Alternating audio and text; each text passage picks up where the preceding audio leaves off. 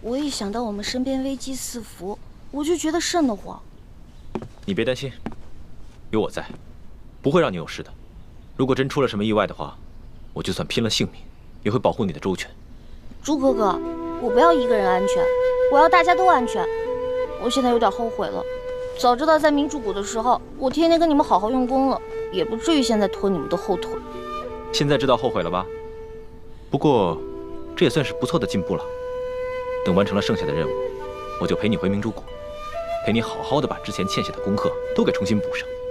等你各方面技艺都练到家了，我再陪你来江湖闯荡。哎呀，我只是那么一说而已。你现在让我回去勤学苦练，我觉得我也做不到。嘿。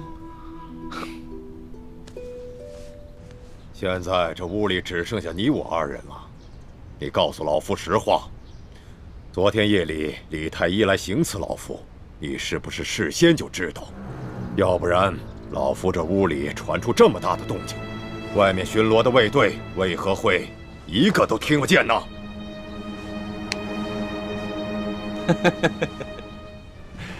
敖中堂，你要是这么说，那可真是冤枉我索额图了。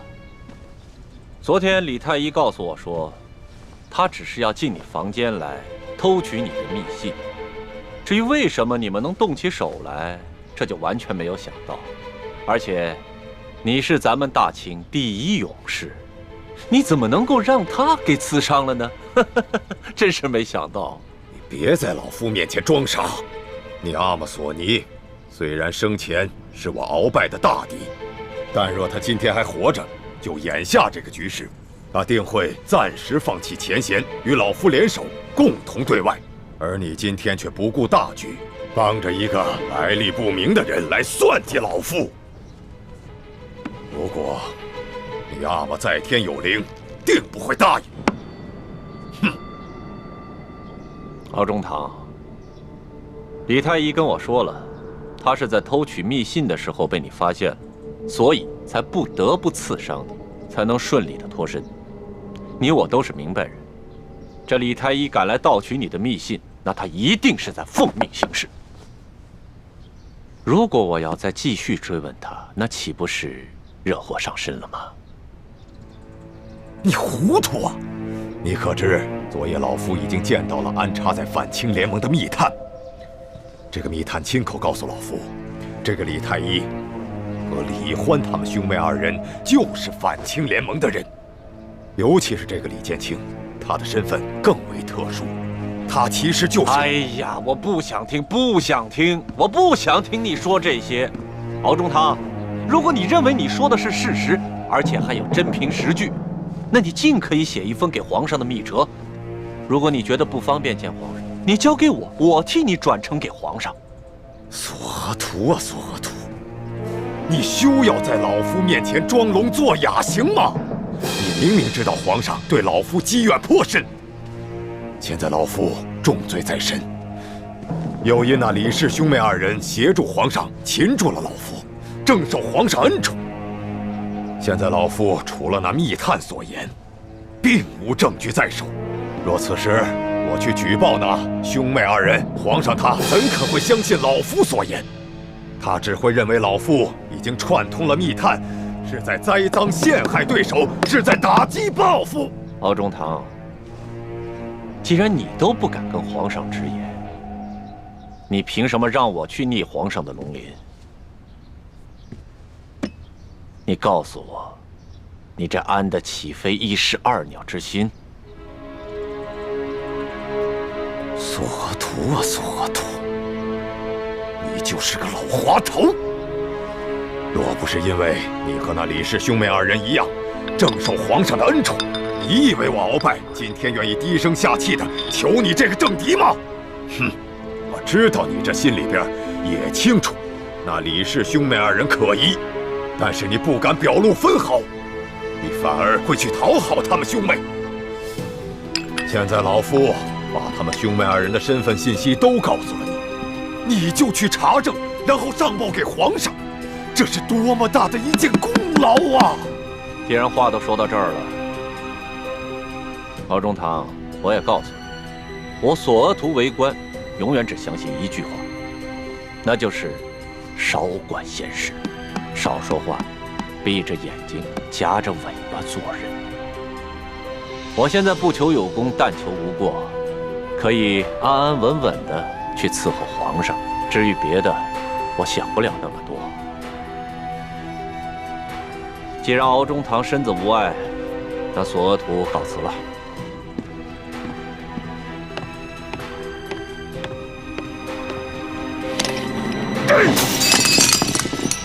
我大清的江山，早晚会毁在这些小人的手上。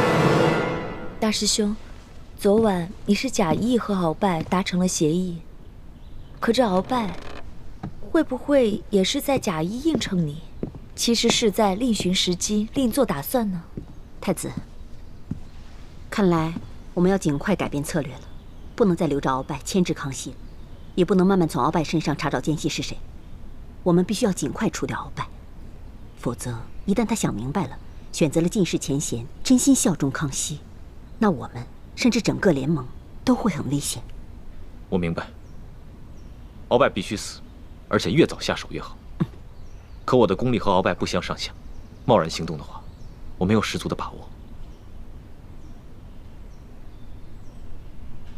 这样吧，今天晚上我悄悄溜出宫去，我们两个联手，务必除掉鳌拜。好。三叔，本宫倒觉得这鳌拜不像是在挑拨离间，说不定这李氏兄妹真的是反清复明的乱党。你还是该帮着他，在皇上面前揭发李氏兄妹。皇后此言差矣。那鳌拜现在死里逃生，又站稳了脚跟，如果再让他立下大功，那岂不是又成为我们最大的威胁了吗？更何况他现在手里并无真凭实据，只有密谈的密报。如果他是使诈的，想利用我们去报复李氏兄妹，而现在皇上对那李宜欢又兴趣正浓之时，那我们岂不是中了他一石二鸟之计吗？三叔说的有道理，就怕那李氏兄妹真的是乱党，那该如何是好啊？眼下，鳌拜才是我们的心腹大患，而李氏兄妹只是昼夜之计，为今之计，莫不如先联手李氏兄妹，彻底斗垮鳌拜。这样，我们赫舍李氏在朝中便再无对手了。至于那李氏兄妹，等将来皇上对李宜欢的兴趣淡，我们再除掉他兄妹也不迟啊。在处理这些事情上，三叔比本宫有见识，一切就听三叔的安排。只是你也要千万留心这李氏兄妹，别让他们真生出什么事来。是，皇后请放心，我一定会紧紧地盯住李氏兄妹的。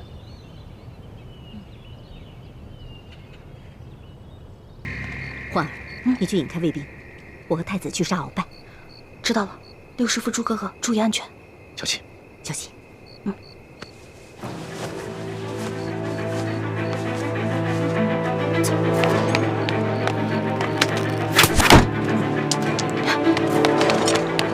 你们几个在这儿，你们跟我追！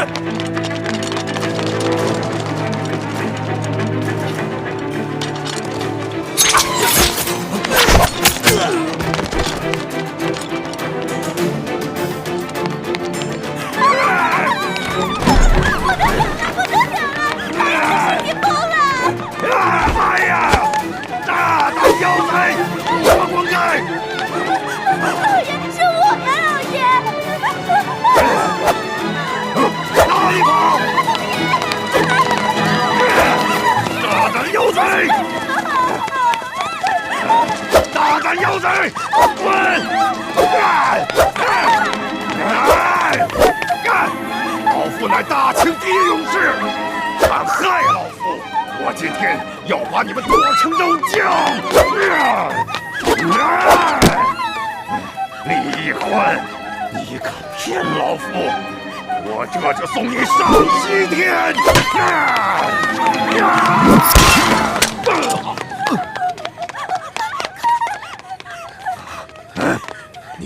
你是谁？啊！康熙小儿，啊，我就知道你要来暗算老夫。好啊，你忘了老夫救了你的爷爷吗？啊！我还替你们爱新觉罗家族打下了江山。好，看到！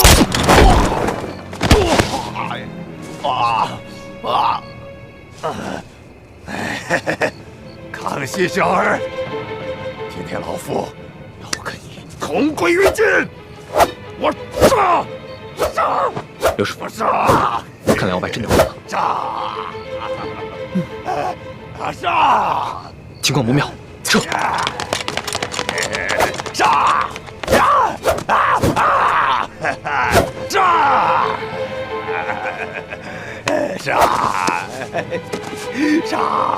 杀！什么？鳌拜疯了？回太皇太后的话，昨天夜里鳌拜突然发了失心疯，杀了几个护卫和他的侍卫，还差一点杀了自己的姬妾。哼，这个鳌拜疯的还真是时候。走，带着你瞧瞧去。所有人告退。奴才告退。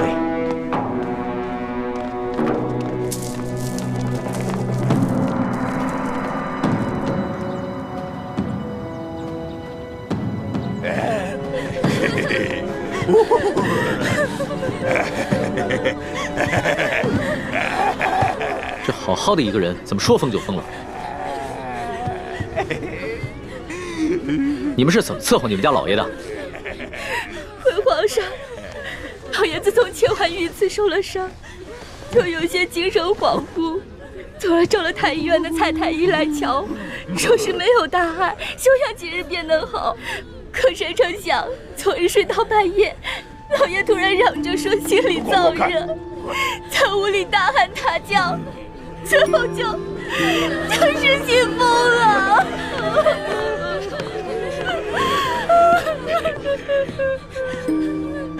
皇上，年龄，你快看看，鳌拜患的是什么病？是。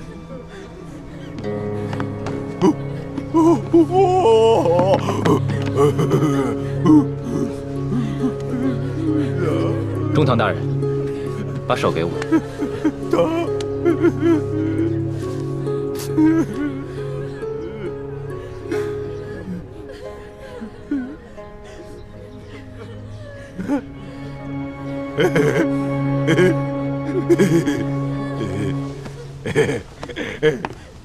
皇上，中堂大人不是病，而是中了迷魂散之毒。迷魂散？索图，奴才在。这是怎么回事？皇上，这鳌拜的日常起居和饮食，都是由他们鳌拜府的人自行照料的。奴才严格按照皇上的吩咐，从来都不插手。所以这鳌拜什么时候中了迷魂散，这奴才完全不知道。李太医，这鳌拜的迷魂散之毒有解吗？恕臣无能，解不了此毒。哎，皇上，小心啊！万一有诈啊！无妨。中堂大人不仅心神俱失，还元气大伤，已无伤人之力。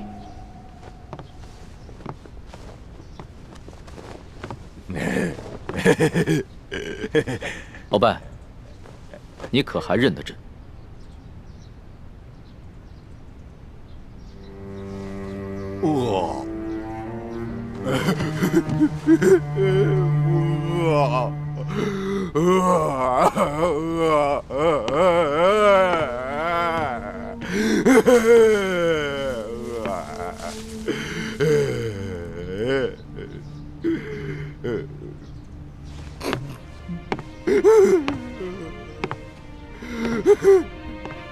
鳌拜，这是朕赏你的点心，吃吧。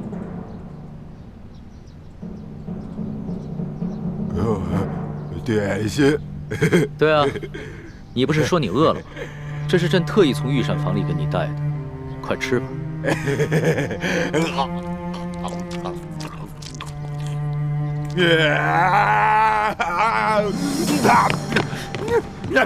大胆！不好吃，不好吃！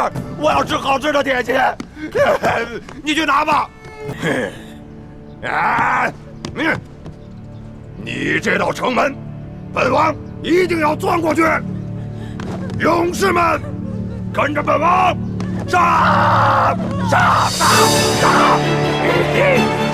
杀！杀！杀！杀！我们胜利啦！我们占领城门啦！皇上，看来中堂大人真的疯了。鳌拜曾经权倾天下，连朕都要忌惮3分。纵然被朕打入了天牢，他也是桀骜不驯。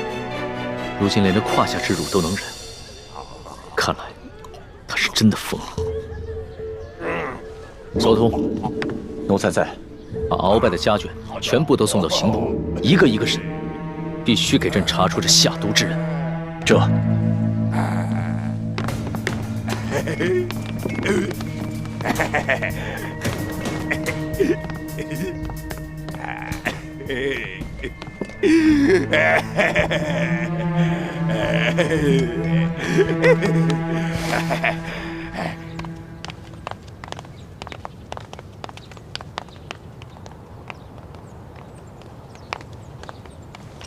李太医，为什么不把鳌拜一下子解决了？这样不比把他毒疯了好，一了百了。不是我2次想要去暗杀他，都没能得手。不是你，那还能是谁？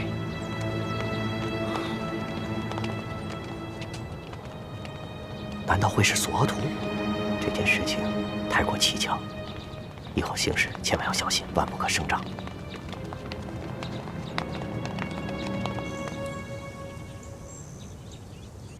你们就先退下吧。这是。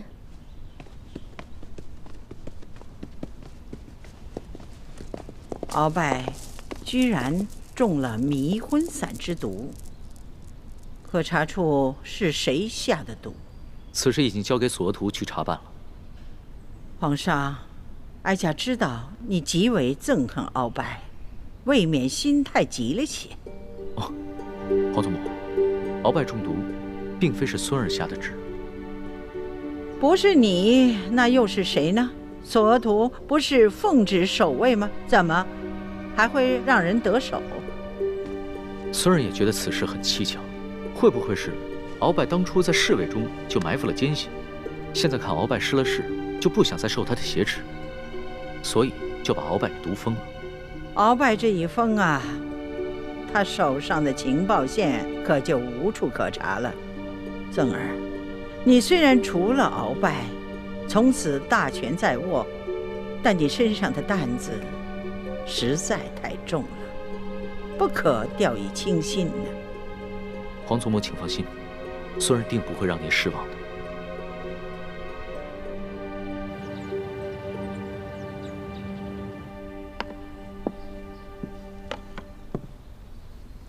鳌拜已疯，所以咱们和联盟暂时都已经安全了。所以，我们没有必要继续追杀鳌拜，否则反而会引起别人的注意，让康熙怀疑。六师傅说的是，只是鳌拜已疯，我们查找内奸的线索又断了。究竟会是谁下的毒呢？鳌拜被一大堆家眷仆从环绕着，外头又有重兵把守，这个人居然还能有下毒的机会。刑部已经调查好几天了，都没有调查出来鳌拜是怎么中的毒。难道真如李公公所言，是索额图下的毒？因为除了他也没有别人了。如果真的是索额图下的毒，那刑部再怎么查也是不会有结果的。可是索额图为什么要毒疯鳌拜呢？你别忘了，索额图是索尼的儿子，当年索尼和鳌拜同为顾命大臣，二人争权夺利10几年，仇怨极深。但索额图是一个官场老滑头，谨小慎微。他虽然很想除掉鳌拜，但他毕竟身负坚守鳌拜的职责，应该不会为了一己私利而擅自毒害鳌拜。索额图会不会是奉旨下毒呢？龙小弟啊，可是龙小弟为什么会选择这个时候毒疯鳌拜呢？我也不清楚。也许康熙是想告诉天下人，鳌拜这棵大树已经完全倒下了，逼着他的手下另寻出路，这样康熙就有可能接手鳌拜执掌的情报网络了。这个不太可能。康熙城府极深，既然忍气吞声跟鳌拜谈判了，应该不会这么快就改变主意出尔反尔。在这些大事上，还是大师兄分析的透彻。你们说毒封鳌拜的人，会不会跟调包铜匣的人是一个人？有这个可能，而且这2件事不一定是一个人，有可能是一伙人。不知这伙人是什么来路，不仅对康熙和鳌拜了如指掌，也熟悉我们的状况，甚至还能自由出入这大内深宫和重兵把守的鳌拜府邸。也不知这伙人是敌是友，是友为何不与我们联手？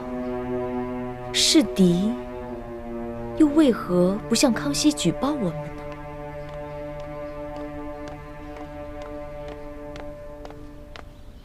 李公公来了。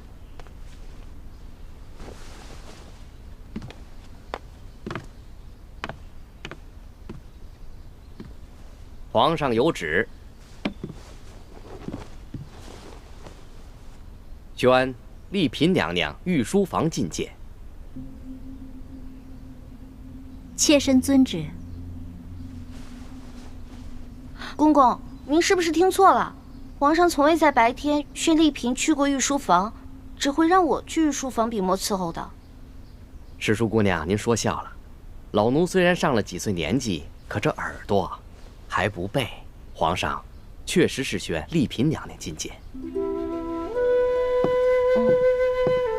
李公公，那您可知道皇上宣丽嫔去御书房所为何事啊？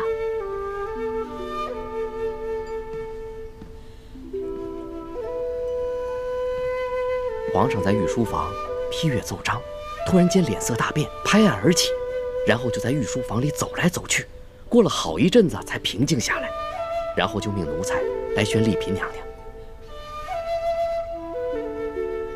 丽嫔娘娘，随老奴去吧。好。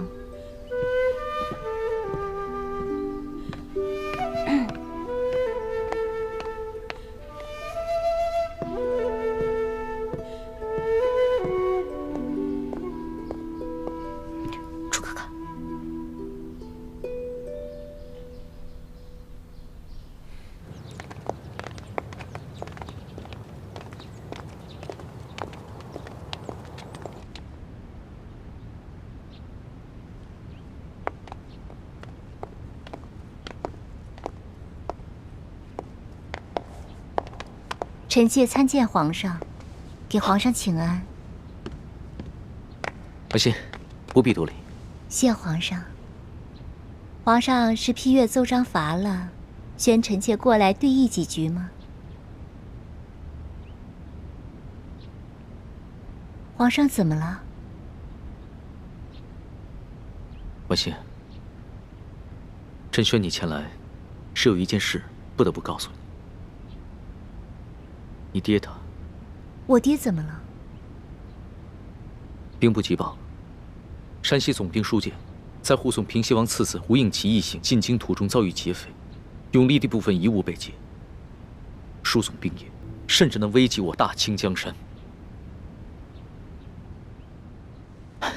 婉心，这已经不是一起普通的劫匪案，这背后牵扯到许多重大的机密。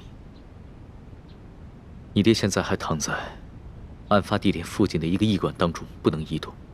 要是你爹他，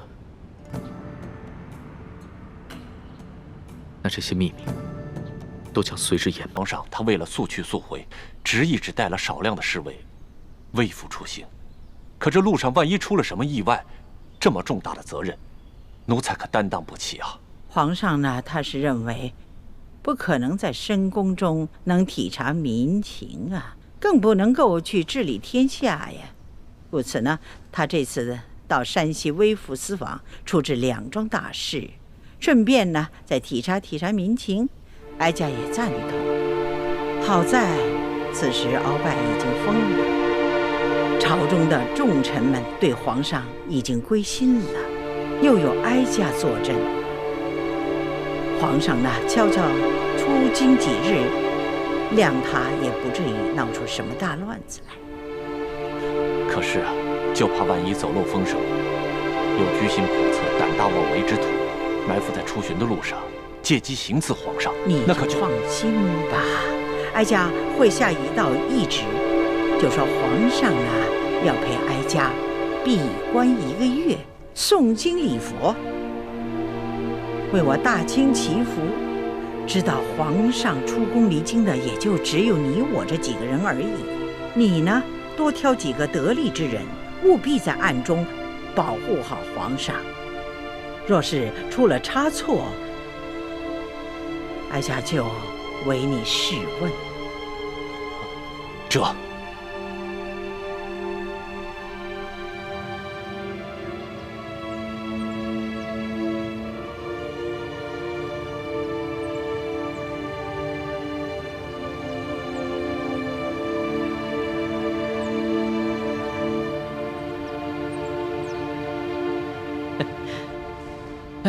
好了，等明儿一早一出宫，朕就摇身一变，变成钦差大臣龙三了。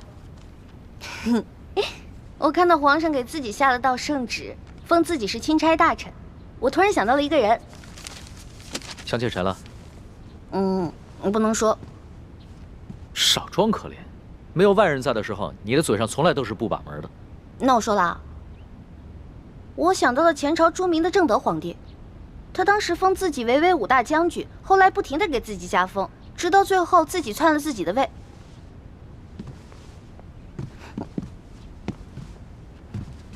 你居然拿朕和正德那个昏君比！看，生气了吧？小心眼儿！我只是突然想到了这个典故，就是想在肚子里腹诽一下。本来我不想说的啊，是你让我说的。你看，说完你就生气。正德这个皇帝啊，从来就没有认清身为皇帝的职责，他只是把皇帝当成了一个游戏，而把天下的人都当成游戏的筹码。他是朕的前车之鉴，朕是绝对不会效仿他的。朕写了这道圣旨，只是为了出宫查案方便。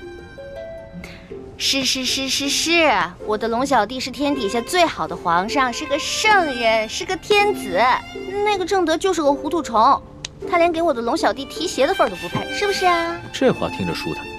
千穿万穿，马屁不穿。哎呀，在这宫里啊，只有你和朕敢这么调笑。本来朕想到舒家命在旦夕，秦要是又不知道被谁给劫走了，朕的心情很是沉重。没想到跟你说笑两句，心情就轻松了下来。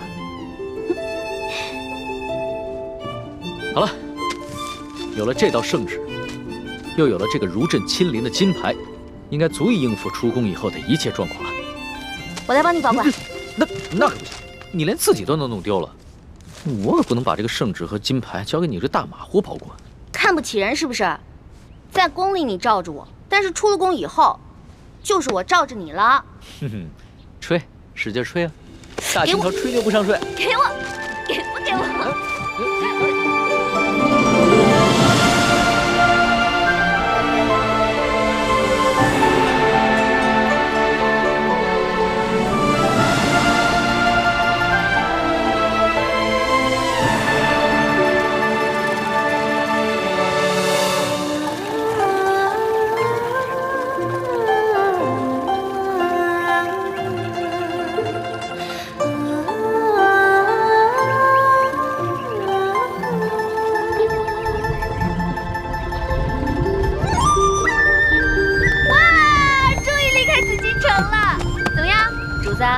第一次离开京城吧，外面的大千世界是不是感觉特别的新鲜啊？那当然了，紫禁城不过就是一个人工雕琢的弹丸之地，哪儿比得上这自然风光、秀丽景色呀？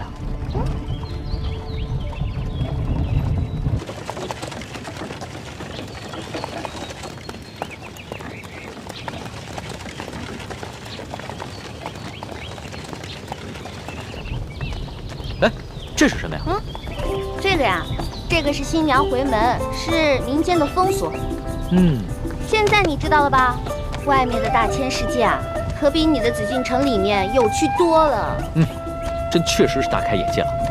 不过咱们可不能只顾着观光，还得抓紧赶路。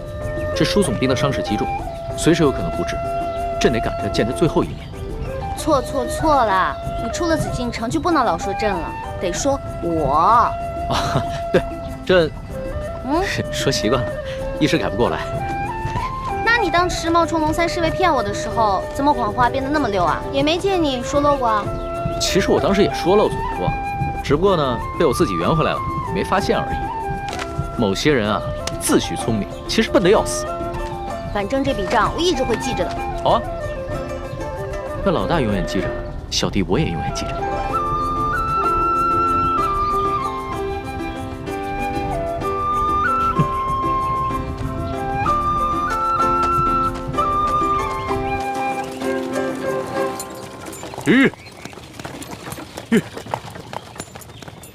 前方路已坍塌，可能需要另辟路径。原来是这样啊！那好，你们2个人分头探查。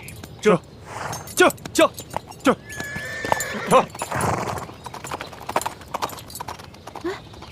那个不是纳赛吗？他们都乔装打扮成侍卫，一前一后的干嘛呀？索图啊，精选了30个大内高手在暗中保护我，我不许他们靠得太近，以免引人注意暴露身份。所以啊，就把他们分成了3组，一组在前探路，一组殿后。果然安排的妥当啊！索图以前只是被鳌拜打压得太狠了，所以不得不韬光养晦。其实啊，他还是挺有能力，对朕很忠心的。主子，前行30里非常安全，并无异常。只是前方有一座石桥，数月前被山洪给冲塌了，所以现在我们要绕行100里外的另一座石桥。绕行100里？是啊，既然这石桥是数月前就坍塌了，为何一直没有修复？这个，看这地界，应该还没有出顺天府的管辖区吧？哦，这顺天府尹是干什么吃的？可能他们现在缺乏经费吧？缺乏经费？前阵子就有不少大臣上折子弹劾，说这个顺天府尹甘国泰上个月借着给他老娘过70大寿，光是纯金打造的观音大士像就收了10几尊。现在轮到为百姓铺路修桥，他就没钱了。他少修一座桥不打紧，可所有的行人就必须绕行100里，百姓们的不便，在他眼里就这么微不足道吗？是啊，主子。主子息怒。主子啊，别生气了。这出宫一路上啊，肯定会碰到很多宫里见不到的奇奇怪怪的事情。你要是每件都生气，得生气到什么时候去啊？不如这样吧，你看啊，我把这条路上的每一件事都记录在册，等回京以后慢慢的处置，怎么样？是吧，索大人？是啊，世淑姑娘说的是啊，主子。也只能如此了。事有缓急，待我先见过书剑以后，回京了之后再行处置吧。出发。这，主子，来，我们走。去。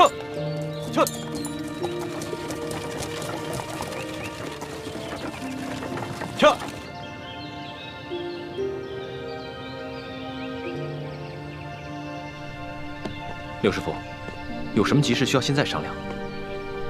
索图跟李公公服侍康熙小姐去了，很快就回来，我们要抓紧时间了。太子，机会难得，你看我们要不要在半路上把康熙？不行。为什么不行？欢，你别忘了你的身份，我们和康熙是势不两立、不共戴天的仇敌。我知道啊，但是你别忘了，索额图现在还带着30个大内高手呢。那30个大内高手，我和太子、倾城3个人足以对付，而你和康熙同乘一车，若是由你出手偷袭的话，索额图他们根本就来不及救火。让我出手？不行，我下不了那个手。你下不了手也得下。朱哥哥，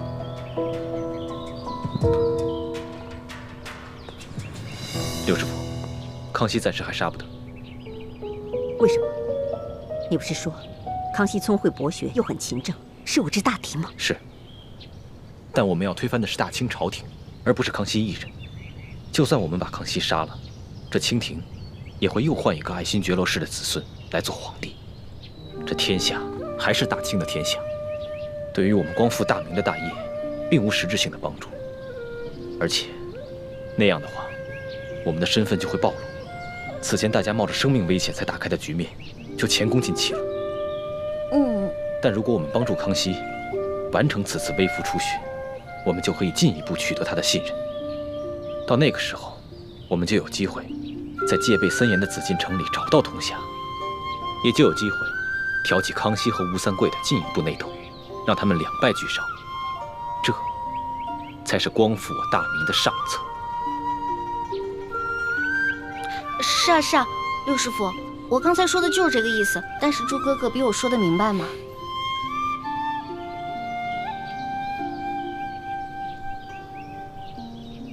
师傅，我也赞成大师兄的策略。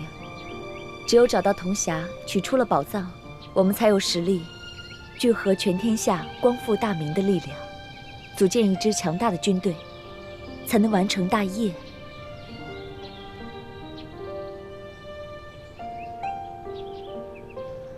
六师傅，你别怪薛姐姐嘛。我知道，你们一心想着为梅花门牺牲的几百口人报仇，可正是因为这样，咱们才更要顾全大局啊，对吧？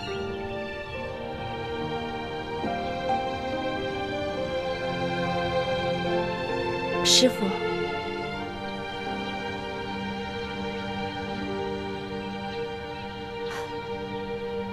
既然你们三个都反对，我也无话可说了。